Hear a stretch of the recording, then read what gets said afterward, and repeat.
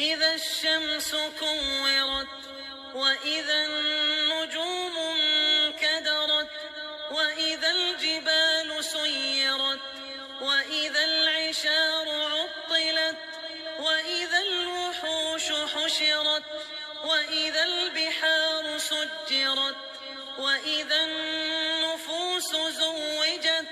وإذا الموءودة سئلت بأي ذنب قتلت وإذا الصحف نشرت وإذا السماء كشطت وإذا الجحيم سعرت